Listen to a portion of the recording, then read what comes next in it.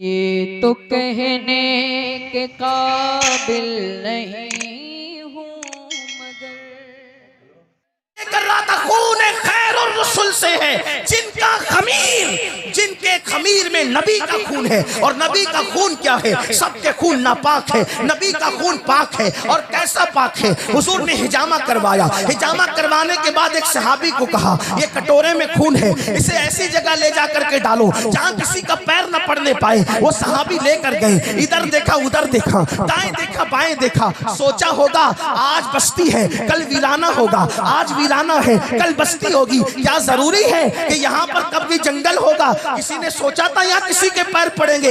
اتنے پیر پڑے، اتنے پیر پڑے، اتنے پیر پڑے کہ پیر گنے نہیں جا رہے ہیں. ایسا نہیں ہو سکتا. جنگل میں بھی پیر پڑ سکتے ہیں، ویرانے میں بھی پیر پڑ سکتے ہیں، آبادی میں بھی پیر پڑ سکتے ہیں. مگر واللہ وہ صحابی تھے، صحابی، اور صحابہ سب کے سب عاشقان رسول تھے. اللہ اکبر. انہوں نے ادھر ادھر دیکھا، خیال آیا آج ڈالوں گا خون، اگر کل کسی کا پیر پڑ گیا تو کبھی نہ کبھی تو پڑ سکتا ہے نا. زمین کا احترام کون جانتا ہے؟ اور کسے خبر ہوگی کہ یہاں نبی کا خون ڈالا گیا ہے؟ تو انہوں نے کیا کیا؟ ادھر ادھر دیکھا اور اس خون کو پی لیا. جب اس خون کو پی لیا بارگاہ رسالت میں آئے. میرے نبی نے پوچھا تم نے خون کیا کیا؟ انہوں نے عرض کیا یا رسول اللہ میرے ماں باپ آپ پہ قربان، میں نے خون ایسی جگہ ڈالا ہے کہ قیامت تک کسی کا پیر نہیں پڑے گا. میرے نبی نے مسکرا کر فرمایا شاید تو نے میرا خون پی لیا ہے، شاید تو نے میرا خون پی لیا ہے، شاید تو نے میرا خون پی لیا ہے.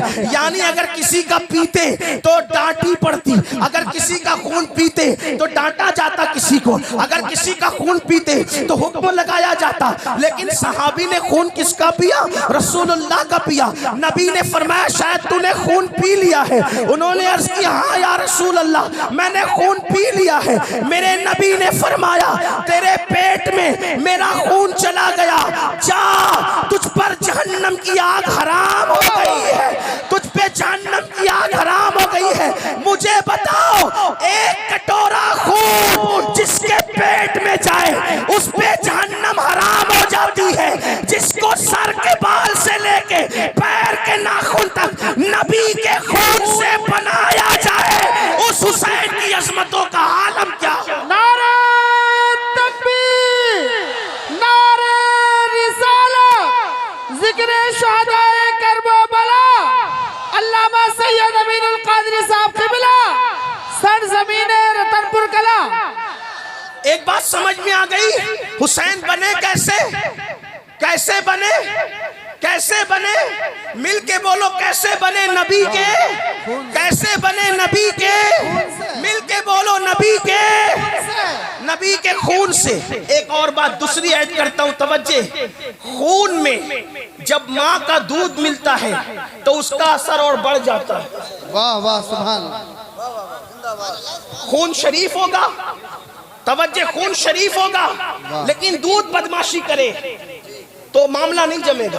بے شک خون شریف ہوگا، دودھ کے کردار میں ملاوٹ ہوگی تب بھی معاملہ نہیں جمے گا.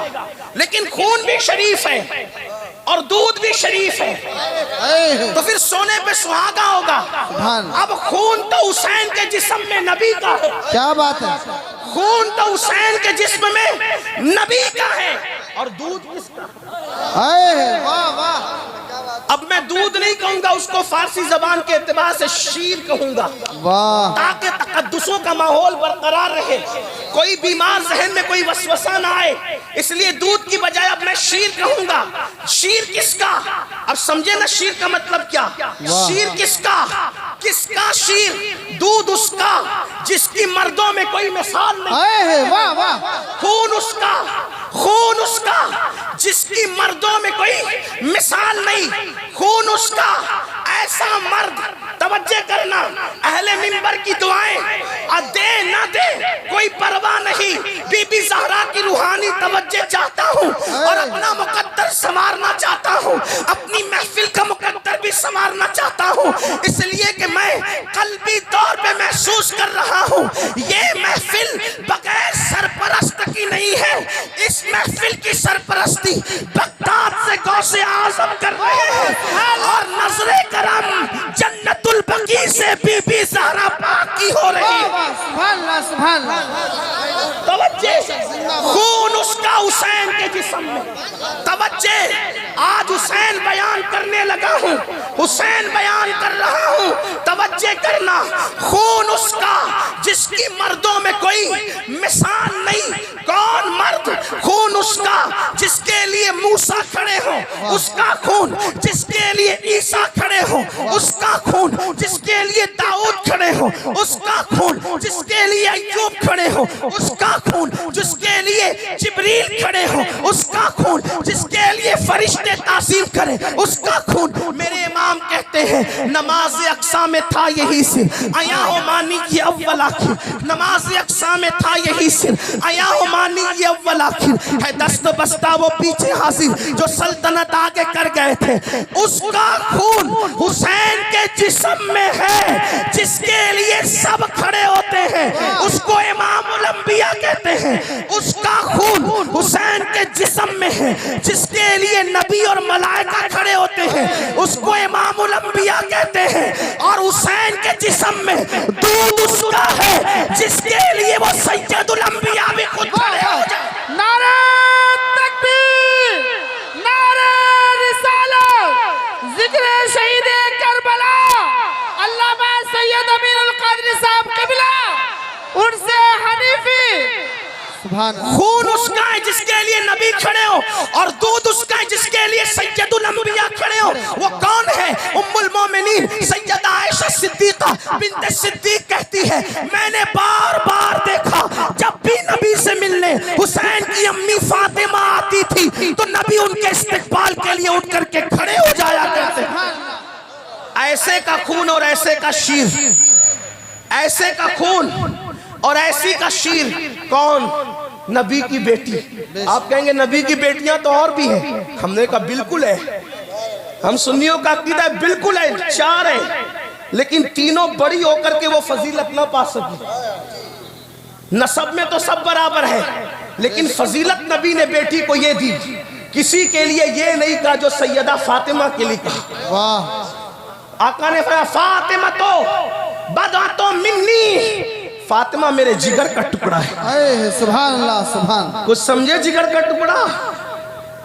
کچھ سمجھے؟ سنیوں کا عقیدہ ہے نبی جتنی دیر پر کسی چٹائی پہ بیٹھ جائیں، نبی جتنی دیر تک، جتنی دیر کی قید احتیاط کے لیے لگا رہا ہوں تاکہ علماء کے اختلاف سے بچ سکیں۔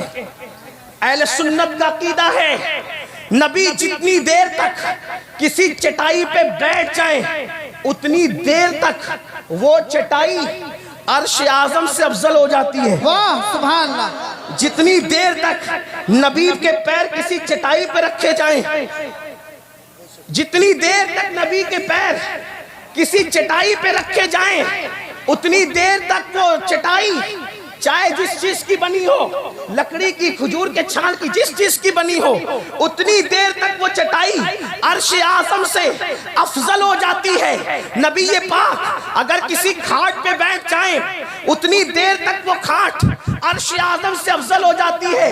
اور عرش کیا ہے؟ عرش کیا ہے؟ آسان زبان میں سمجھو، اس کو گویا کہ جنت کی چھت کہہ لیجئے۔ یہ عالم اس کا نچلا حصہ جنت کی چھت، اس کو کہتے ہیں عالم خلق، اور اس کا اوپر کا حصہ، اس کا اوپر کا حصہ اللہ اکبر اب اوپر ہے تو اس کا تعلق عالم امر سے ہے۔ اللہ اللہ، اس کی باریکی کو علماء سمجھیں گے۔ اور یہ جو میں آپ کے سامنے پیش کر رہا ہوں جنت کی چھت کا نچلا حصہ جو ہے وہ عرش کا حصہ ہے اور اوپر عالم امر ہے۔ اس کو مکتوبات میں مجدد الفسانی شیخ احمد سرہندی نے بیان کیا، عالم امر اور جنت کی چھت، اس کی باریکی کو علماء سمجھ لیں، ابھی اس کے سمجھانے کا وقت نہیں، لیکن وہی جو عرش جنت کی چھت ہے، نیچے اوپر کا حصہ عالم امر ہے، یہ کیا ہے؟ عرش ہے۔ اور میرے نبی اگر چٹائی پہ قدم رکھ دیں تو وہ چٹائی عرش سے بھی اتنی دیر کے لیے افضل ہو جاتی جتنی دیر تک نبی کے قدم ہے۔ اب آپ مجھے بتائیں، نبی کے قدم اگر چٹائی سے لگ جائیں، نبی کے قدم اگر مٹی پر آ جائیں تو وہ اتنی دیر کے لیے عرش اعظم سے افضل ہو جاتی ہے۔ فاطمہ کسی چٹائی کا نام تو نہیں، فاطمہ کسی مٹی کا نام تو نہیں۔ نبی نے فرمایا فاطمہ تو بدعۃ منی، فاطمہ میرے جگر کا ٹکڑا ہے۔ جب نبی کے قدم کے لگنے کا یہ عالم ہے تو نبی کے جگر کے ٹکڑے کا عالم کیا؟ نعرہ